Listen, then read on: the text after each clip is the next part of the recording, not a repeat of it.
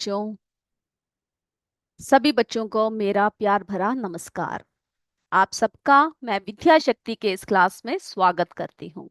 सभी बच्चे कैसे हैं? सभी अच्छे से हो? ओके। तो हम लोग जो है हमारा फोर्थ चैप्टर है ना, the world of metals and non metals के बारे में डिस्कस कर रहे हैं। तो हमने जो है इसमें बहुत सारी बातें हमने पढ़ी और मैं उम्मीद करती हूँ आप लोगों को सब पता होगा। प्रॉपर्टीज ऑफ मटेरियल्स हमने पढ़ा। ओके।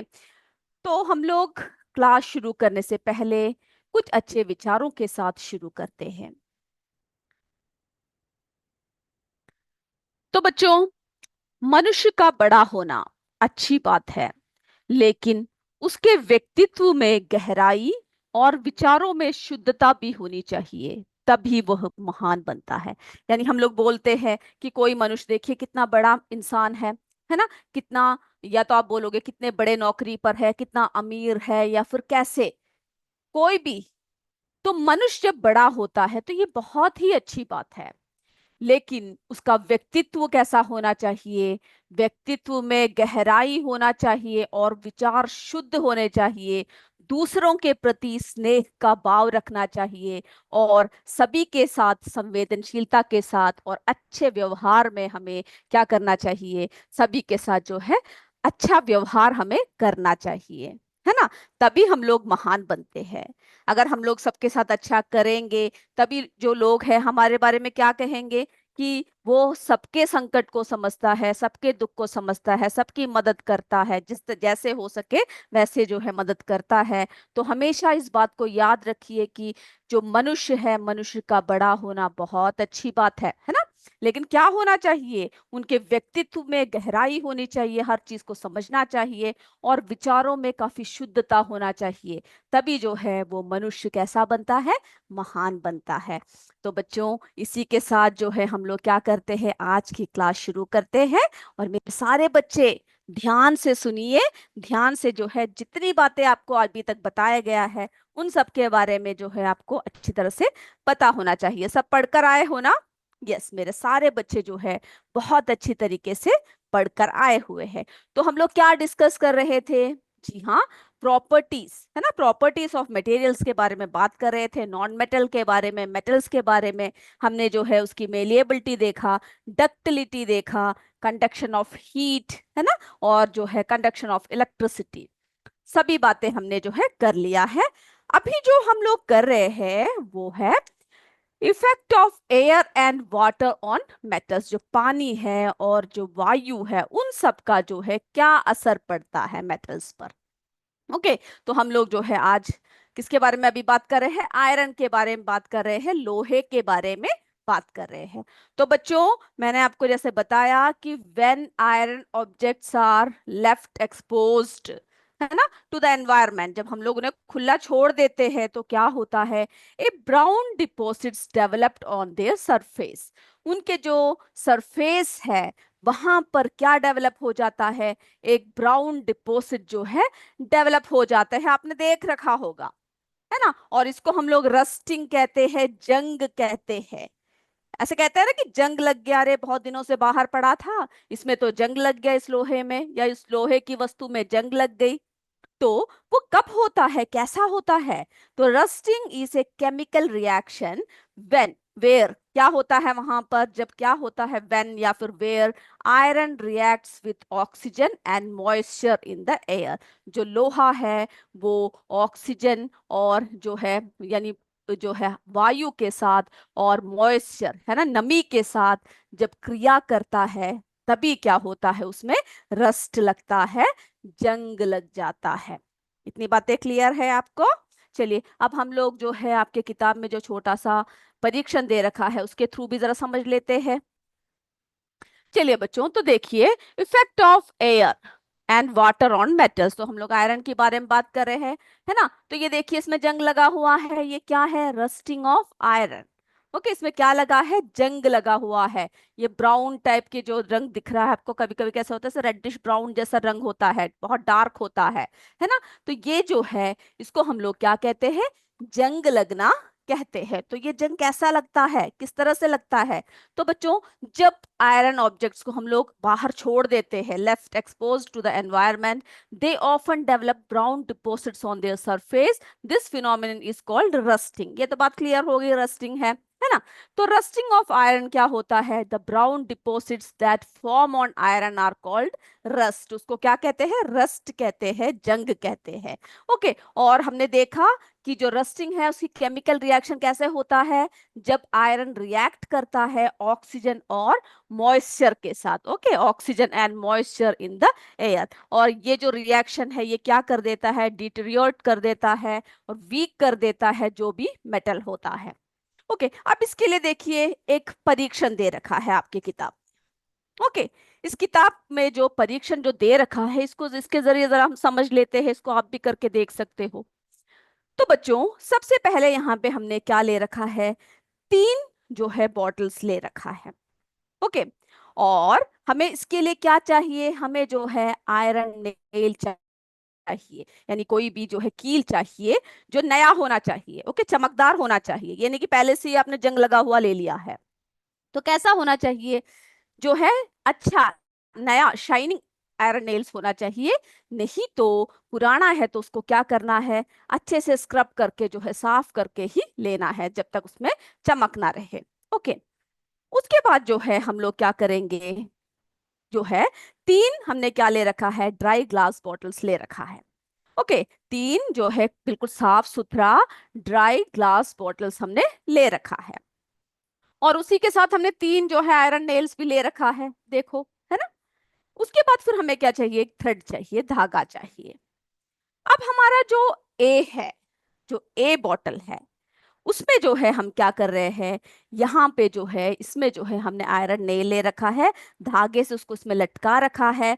और इसके अंदर जो है सम सिलिका जेल, जो सिलिका जेल है, जो आप देखते होंगे ना जब आप नए बॉटल सब खरीदते हो, तो उसके अंदर जो है एक छोटा सा पाउच जैसा होता है, जिसके अंदर क्या होता है? सिलिका जेल होता है, जो क्या करता है? मॉइस्चर को खींच लेता है। ओके, जो क्या कार्य करता है बच्चों? वो ड्राई रखता है, मॉइस्चर सब जो भी है उसको खींच लेता है। तो हमें जो है यहाँ पे सिर्फ ड्राई एयर चाहिए, इसीलिए हमने इस बोतल के अंदर क्या डाल रखा है? सिलिका जेल डाल रखा है, और एक धागे से जो है आयरन नेल को बांध कर इसके अंदर क्या करा करा हुआ है? डाल रखा है। ओके, और उसके बाद जो है फिर हमने क्या कर दिया? इस बोतल के ढक्कन को जो है टाइट से बंद कर दिया। ओके, ताकि ये कैसा, तो ये अब ये जो बॉटल है ये कैसा है? सिर्फ ड्राई एयर ही है इसके अंदर। अब जो है अगला बॉटल, बी बॉटल हमने ले रखा है। इसमें भी हमने आयरन नेल ले रखा है, थ्रेड ले रखा है। ओके, इसमें हमने क्या कर दिया? इसमें जो है उतना पानी डाल दिया जहां तक ये आयरन नेल जो है वो डूब ना जाए। ओके, उतना हमने जो है उसके ऊपर पानी डाल दिया।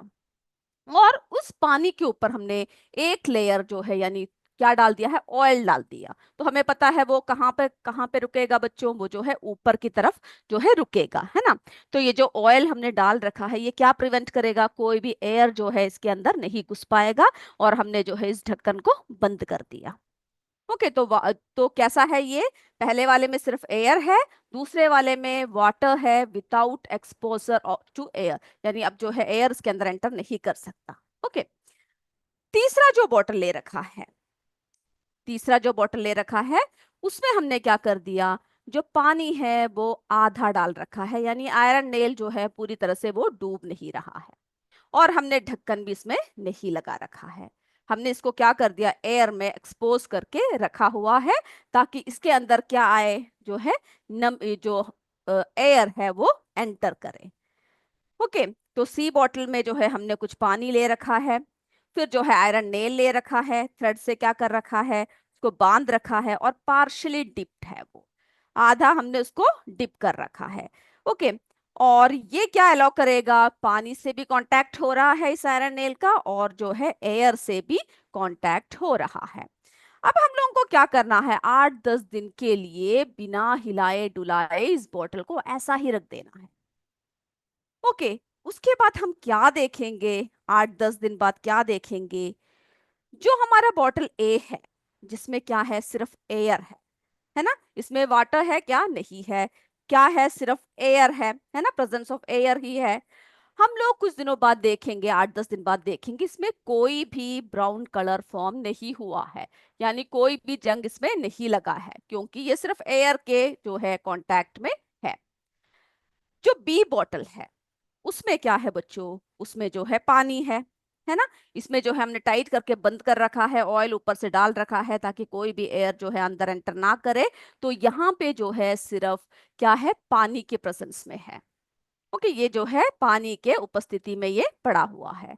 तो इससे क्या होगा, तो हम लोग देखेंगे इसमें भी जो है कोई ब्राउन कलर नहीं है, यानी कोई भी रस्ट इसमें भी नहीं दिख रहा है। जो तीसरा बॉटल है जिसमें हमें हमारा जो है पानी है एयर है, हम लोग कुछ दिनों बाद देखेंगे कि इसमें जो है एक ब्राउन डिपॉजिट जमा हुआ है, जो क्या साबित करता है, जो क्या दिखाता है कि जो एयर और वाटर की प्रेजेंस में है ना, क्या हुआ, यानी नमी और वायु के प्रेजेंस में जो है क्या लगता है, रस्ट लगता है। ओके, तो कंडीशंस ऑफ रस्टिंग क्या क्या है, rusting happens only when iron comes into contact with both air and water. Okay, यानी जो हमारे कैसा होना चाहिए, मॉइस्ट एयर होना चाहिए, नमी होना चाहिए उस एयर में, एटमॉस्फेयर में।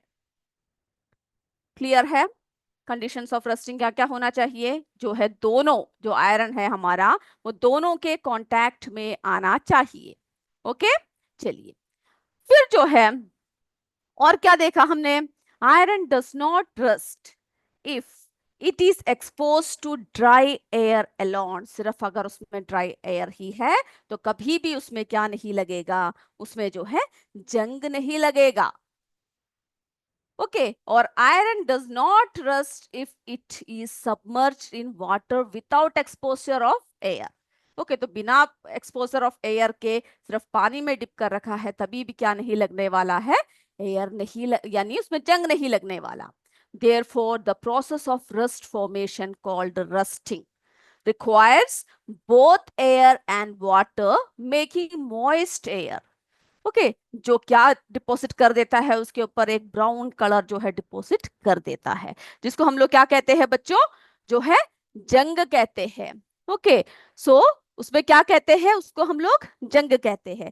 तो अब जो है ये जो जंग लगना ये जंग लगने की वजह से क्या हो जाता है, ऑब्जेक्ट जो है पूरा खराब हो जाता है ना, पूरा क्या कर देते हैं, खराब करके रख देते हैं। तो जो ग्रेजुअल डिटोरेशन है, जो हमारा जो है धीरे धीरे जो हमारा जो चीजें जो है ऐसे बेकार हो जाती है ना, वो मेटल के सरफेस में एयर और पानी जब लगता है तो जो है क्या कहते हैं उसको, उसको जो है हम लोग कोरोशन कहते हैं, कोरोशन कहते हैं। ओके, तो कोरोशन क्या है, is a natural process where metals deteriorate. Okay, वो क्या हो जाता है, जो मेटल्स है वो डिटेरियोरेट हो जाता है, जो केमिकल रिएक्शन होता है जिसकी वजह से, एनवायरनमेंट की वजह से, तो इसी की वजह से रस्टिंग ऑफ आयरन लगता है ना। और आपने देखा होगा जो सिल्वर सब है उन सब में भी एक ब्लैक कोटिंग लगा होता है। ओके, ये सब भी क्या है, एक सीरियस प्रॉब्लम है ना। कभी कभी आपने देखा होगा जो पायल आप लोग पहनते हो या फिर आपकी मम्मी जो पायल पहनती है, थोड़े समय बाद जो है उसमें एक काला रंग की कोटिंग आ जाती है ना। उसमें क्या आ जाता है बच्चों, एक काला रंग की कोटिंग आ जाता है, जो किसकी वजह से होता है, जो एयर और पानी की जो एक्सपोजर होता है जब मेटल उनके साथ रिएक्ट करता है, तो इसी वजह से क्या होता है, ये रिएक्शन होता है। ओके, इसी वजह से क्या होता है, ये रिएक्शन होता है। और जो ग्रीन कोटिंग ऑन कॉपर है ना, जब कॉपर की चीजें होती है उसमें एक ऐसे ग्रीन कलर का है ना, एक ग्रीनिश कलर का क्या होता है, कोटिंग होता है, जो क्या दिखाता है कि वो जो है किसके कांटेक्ट में आया हुआ है, किसकी वजह से हो रहा है, ये जो है पानी, जो एयर है और जो जब जब हम लोग उसको बाहर रख देते हैं है ना, तो इन सब की वजह से उसकी कलर चेंज हो जाता है जब हम उसे ओपन एटमॉस्फेयर में हम लोग रख देते हैं, जिसमें ग्रीन कोटिंग होता है, कॉपर ऑब्जेक्ट सब में होता है, और ब्लैक कोटिंग्स होता है सिल्वर ऑब्जेक्ट्स में होता है। ओके, तो ये सब जो है इसी की वजह से होता है। और ये जो कोटिंग्स है ना होता है, ये एयर की वजह से होता है, पानी की वजह से होता है, या फिर कोई भी अलग सब्सटेंसेस की वजह से भी क्या हो सकता है, हो सकता है। ओके, अब हम लोग जो है इसको किस तरह से हम लोग, जैसे कि बहुत ही खराब होता है ये है ना, हमें पता है, अगर हर चीज में जंग लग गया तो क्या होगा, हमें जो है बहुत नुकसान होता है। आप लोग देखते हो आपके घर में जो लोहे की गेट है या फिर कोई लोहे की चीजें है, कुछ समय बाद क्या लग जाता है, जंग लग जाता है जो बाहर की तरफ लगे होते हैं। तो ये जो है हमें बहुत नुकसान कराता है। ओके, अब हम लोग देखते हैं इससे जो है किस किस तरह से हम लोग बच सकते हैं। ओके, तो सबसे पहले ये देखते हैं कि इम्पैक्ट ऑफ रस्टिंग क्या होगा, जो रस्टिंग होता है उससे जो है क्या इम्पैक्ट होगा। ओके, बच्चों क्या होता है, rusting causes iron objects and structures to become weak and unsafe. आपने देखा है ना, वो काफी वीक हो जाते हैं और जो है बिल्कुल सेफ नहीं रहते हैं, काफी कैसा हो जाता है, अनसेफ हो जाता है। जो कौन का कारण है, रस्ट, जंग लगना उसका कारण है। और ये काफी डैमेज करता है ना।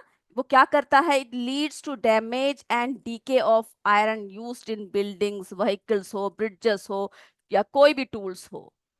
तो उन सब जो जो हम लोग क्या बोलते हैं बिल्डिंग्स में यूज कर रहे हैं, यानी खिड़कियां, ये जो भी हमने लगा रखा है आयरन का, या फिर व्हीकल्स में जो चीजें यूज कर रहे हैं, ब्रिजेस जैसे देखिए ऐसा बना हुआ है, उन सब में जो है जब ये जंग लग जाता है तो काफी नुकसान हमें पहुंचाता है। और फिर क्या है, in many countries including ours a large amount of money is spent every year on repairing और रिप्लेसिंग रस्टेड आयरन। तो हमारे जो देश में बहुत जगह पर, यानी हमारे देश में ही नहीं अन्य देशों में भी क्या होता है, हम लोग किसमें स्पेंड कर रहे हैं मनी, किसमें पैसे स्पेंड कर रहे हैं, ये जो रस्ट लगा हुआ है इन सबको जो है रिपेयर करने में हम लोग बहुत पैसा जो है हमारे, यानी आर्थिक नुकसान जो है हमें होता है। ओके, तो हमने देख लिया क्या क्या इम्पैक्ट है। अब देखिए बच्चों, इससे जो है कैसे बचा जा सकता है, prevention of iron from rusting, है ना। रस्ट लगने से कैसे बच सकते हैं, उसके भी तरीके होंगे, कोई ना कोई उपाय तो होगा ना। चलिए, तो देखिए बच्चों, जो रस्टिंग है ये देखो कितना बुरा लग रहा है ना, एक जो है ब्राउनिश रेडिश ब्राउनिश कलर जो है इसमें एमर्ज हो जाता है, वो जो है बहुत ही खतरनाक भी होता है और बहुत बुरा लगता है ना, चीजों का नुकसान कर देता है। तो rusting can be prevented by सर्वल methods, बहुत सारे तरीकों से हम लोग उसको प्रिवेंट कर सकते हैं।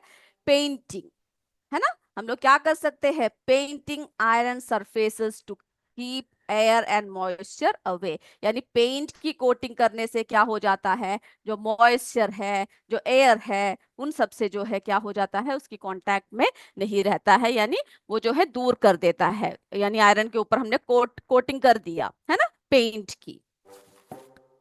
फिर क्या कर सकते हैं, अप्लाइंग ऑयल और grease to form a protective layer. जब हम लोग ऑयल उसमें यूज करें या फिर ग्रीस यूज करें तो क्या होता है, प्रोटेक्टिव एक लेयर की तरह वो रुकता है। आपने देखा होगा आपके घर में जो आयरन की जो बर्तनें होती है ना, जिसमें खाना पकाते हैं, आपने देखा होगा आपकी मम्मी जो है उसको धोने के बाद सुखाकर उसमें तेल अप्लाई करके रखते हैं, ताकि उसमें क्या ना लगे, रस्ट ना लगे। ओके, ये आज जाकर जरा पूछिएगा कि किस तरह से वो मेंटेन करके रखते हैं। फिर क्या करते हैं, गैल्वेनाइजेशन। तो ये क्या होता है बच्चों, coating iron with a layer of zinc to protect. Zinc की जो है, ये देखिए आयरन के ऊपर क्या कर दिया है, जिंक की एक लेयर जो है चढ़ा दिया, है ना, जिसकी वजह से क्या होता है, आयरन जो है वो उसमें जंग नहीं लगता है। तो rusting of iron can be prevented by सर्वल methods, है ना, पेंटिंग कर सकते हैं, oiling, greasing and applying A protective layer of zinc metal और आयरन। ओके, जिसको हम लोग क्या कहते हैं, गैल्वेनाइजेशन कहते हैं। और ये जो है हमें काफी जो है चीजों से हमें क्या करता है, हमें जो है बचाता है। ओके, जो है आयरन की जो जंग लगना और हमारा नुकसान होने से हम बच सकते हैं। तो गैल्वेनाइजेशन के बारे में आप जो है आगे के क्लासेस में और भी क्या करोगे, डिटेल में आप पढ़ोगे। ओके, चलिए बच्चों, तो हमने देखा कि किस तरह से जो है जंग लग जाता जाने से जो है क्या हो जाता है, बहुत नुकसान हो जाता है ना, चीजों का क्या होता है बच्चों, बहुत नुकसान होता है। अब देखिए बच्चों, आपके इसमें जो एक फैक्ट दे रखा है, तो wonder of ancient Indian metallurgy. Okay, तो मेटलर्जी जो है जो हमारे एंशियंट इंडिया में, यानी मेटल को यूज करके कोई क्राफ्ट जो है क्रिएट करना। ओके, तो ये देखिए ये क्या है, आयरन पिलर ऑफ दिल्ली, जो कहाँ पे लोकेटेड है, मेहरौली में, is a remarkable example of ancient Indian metallurgy. Okay, ये बहुत ही बड़ा एग्जाम्पल है क्योंकि इसमें अभी तक क्या नहीं लगा है, जंग नहीं लगा हुआ है, क्योंकि ये जो है काफी, है ना, काफी क्या है, बड़ा है। और ये दिल्ली में लोकेट, अगर कभी आपको मौका मिले तो जाकर देखिएगा। तो ये क्या है बच्चों, ये जो है रेसिस्ट कर रहा है। ओके, ये फेमस किस लिए है? For its resistance to rust despite being expose to elements for over कितने सालों से, है ना, 1600 ईयर्स से, 1600 ईयर्स से क्या है, ये जो है एक्सपोज्ड है। लेकिन कभी भी इसमें क्या नहीं लगा, जंग नहीं लगा। तो आप सोचिए हमारे एंशियंट इंडिया में किस तरह से जो है इसको मेंटेन कर रखा है ना। तो उन लोगों को वो कला पता है। It's about 8 meter high structure, okay, with more than 6,000 kilometre weight है इसकी। और ये पिलर, ये बिलीव करते हैं कि आपने इतिहास में पढ़ा होगा कि जो चंद्रगुप्ता सेकंड है ना, जो राजा हुआ करते थे, उन्होंने जो है इसको बनाया है। ये जो है 600 ईयर्स एगो, है ना, एक राजा हुआ करते थे चंद्रगुप्ता। और ये जो है डेमोन्स्ट्रेट करता है उन लोगों की जो टेक्नोलॉजी है कि किस तरह से जो एंशियंट इंडिया में किस तरह से ड्यूरेबल आयरन आयरन बनाते थे और कैसे उनकी टेक्नोलॉजी इतनी महान हुआ करते थे, है ना। तो आप चंद्रगुप्ता सेकंड के बारे में जो है आप अपने इतिहास के किताब में पढ़ोगे तो मुझे आप जो है उसके बारे में और जानकारी दीजिएगा। ओके, और जब आपको मौका मिले कभी भी, आप जब दिल्ली जाओ तो ये जो है आयरन पिलर आप जरूर देखिएगा। ओके, फिर मुझे बताइएगा। तो बच्चों, आज जो है हम लोग इतना ही चर्चा करते हैं क्योंकि अभी हमारा समय एमसीक्यू का हो रहा है। मेरे सारे बच्चे तैयार हो जाइए। ओके, अब जो है हम लोग शुरू करते हैं एमसीक्यू। आप अपने पेपर्स जो भी जिसमें भी आपको लिखना है उसके साथ आप शुरू हो जाइए और प्रश्नों को ध्यान से देखना है, ध्यान से पढ़ना है। ओके, प्रश्न हम पढ़ रहे हैं। फर्स्ट क्वेश्चन जो है, which metal is used in making utensils? A iron and copper, B aluminium, C all the above. तो कौन सा जो है हम लोग जो है यूटेंसिल्स बनाने में इस्तेमाल करते हैं, जल्दी बताइए। ओके, एबीसी करके आपको लिखना काफी है। चलिए, हो गया? हो गया तो यस बोल दीजिए, फिर हम आगे बढ़ेंगे। चलिए, हो चुका है मेरे बच्चों का। अब हम लोग जो है सेकंड क्वेश्चन की तरफ बढ़ते हैं। ओके, हमारा जो दूसरा प्रश्न है, what is the process called when iron reacts with oxygen and water to form a reddish brown layer? क्या कहते हैं उसको? A rusting, B melting, C boiling.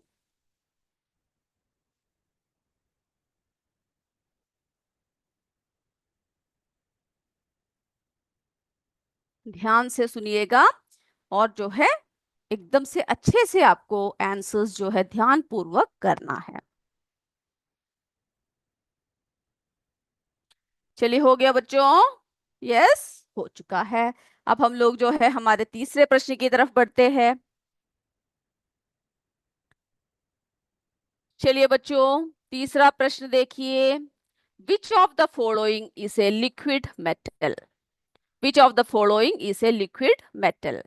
A gold, B silver, C Mercury.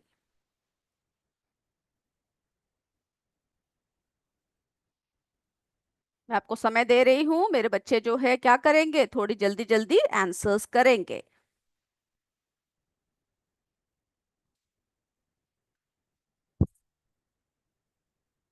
चलिए, अब हमारे चौथे प्रश्न की तरफ बढ़े।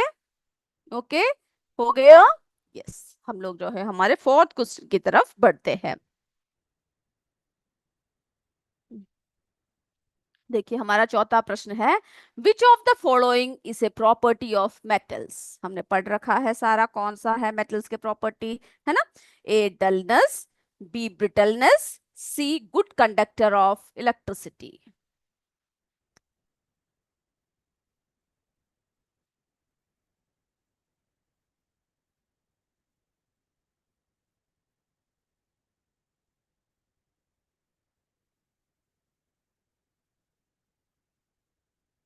हो गया बच्चों?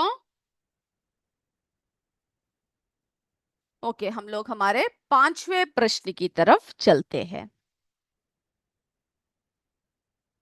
चलिए, हमारा पांचवा प्रश्न देखिए बच्चों। Which of the following metals is used in making electrical wires due to its high conductivity? Which of the following metals is used in making electrical wires due to its high conductivity? A. Copper, B. Iron, C. Gold.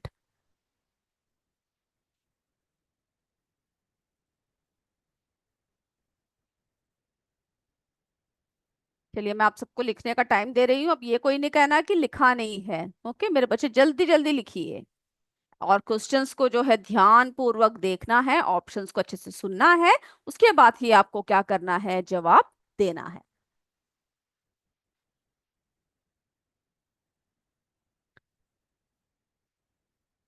चलिए हमारे 6 question की तरफ बढ़े हम लोग। Okay yes.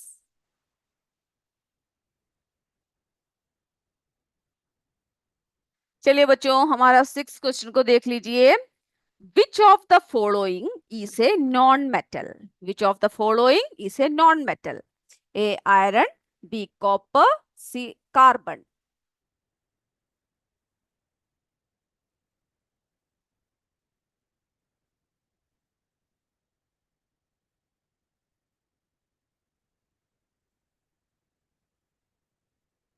हो गया बच्चों? यस। ओके मेरे बच्चों का हो चुका है। हम लोग आगे बढ़े। चलिए हम लोग आगे की तरफ बढ़ते हैं। हमारा जो है अब 7th क्वेश्चन की तरफ हम लोग बढ़ते हैं।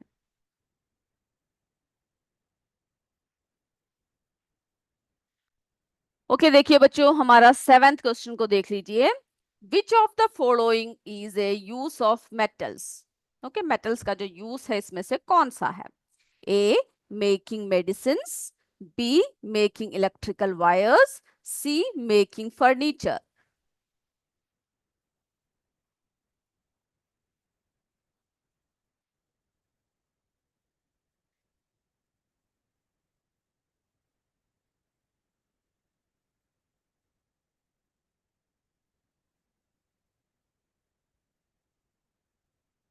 चलिए हो गया आपका 7th क्वेश्चन हो गया सभी का।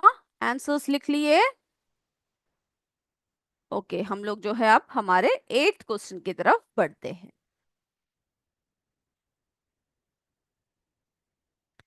Which property is not characteristic of non-metal? इसमें से कौन सा जो है प्रॉपर्टी नॉन मेटल की जो है फीचर या कैरेक्टरिस्टिक नहीं है? A poor conductor of electricity, B brittle, C shiny.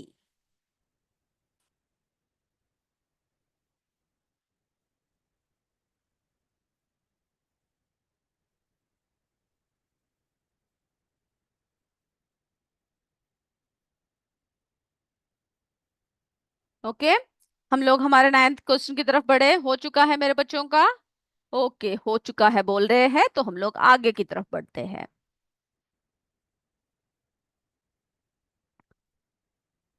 Which of the following हमारा 9th क्वेश्चन है।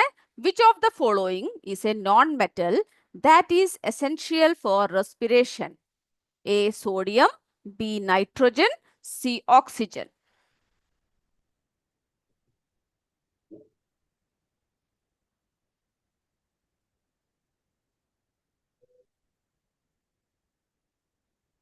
चलिए बच्चों 10th क्वेश्चन की तरफ बढ़ते हैं। मेरे बच्चों का हो चुका है ना?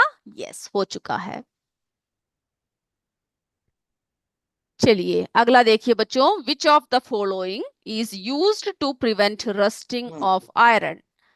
ए painting, B heating, C freezing.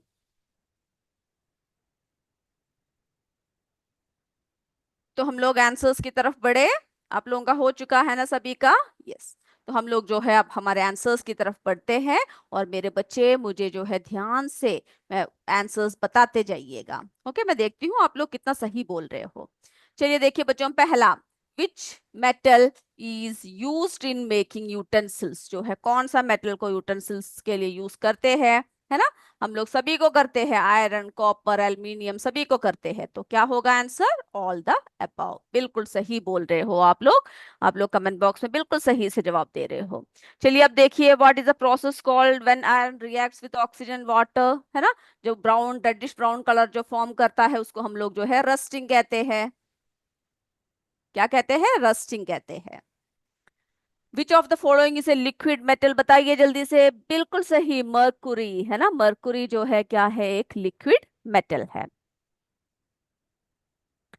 Which of the following is a property of metals? इसमें से जो है प्रॉपर्टीज ऑफ मेटल कौन सा है? जी हाँ, सी है, गुड कंडक्टर ऑफ इलेक्ट्रिसिटी। बहुत अच्छे से पढ़कर आए हो आप लोग, बिल्कुल सही जवाब दे रहे हो। फिफ्थ का बताइए, which of the following metals is used in electrical wires? जो है हम लोग किसका यूज करते हैं? कॉपर का यूज करते हैं। ओके, सिक्स बताइए, which of the following is a non metal? जी हाँ, बिल्कुल सही बोल रहे हो, कार्बन। सेवन देखिए, which of the following is a use of metals? Metals का यूज जो है कौन सा है? यस, इलेक्ट्रिकल वायर्स को बनाने के लिए। बिल्कुल सही। Which property is not characteristic of non metals? कौन सा जो है नॉन मेटल की कैरेक्टरिस्टिक यानी प्रॉपर्टी नहीं है? शाइनी, है ना। वो कभी भी क्या नहीं करता? शाइन नहीं करता है। Which of the following is a non metal that is essential for respiration? बिल्कुल सही बोल रहे हो, ऑक्सीजन।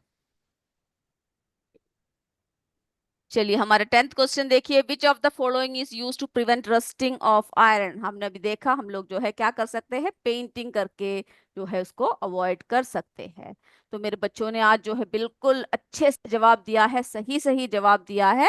हम लोग क्या करेंगे? अगले क्लास में फिर मिलेंगे। तब तक जय विद्या शक्ति, जय हिंद, जय भारत। धन्यवाद बच्चों। Thank you sir.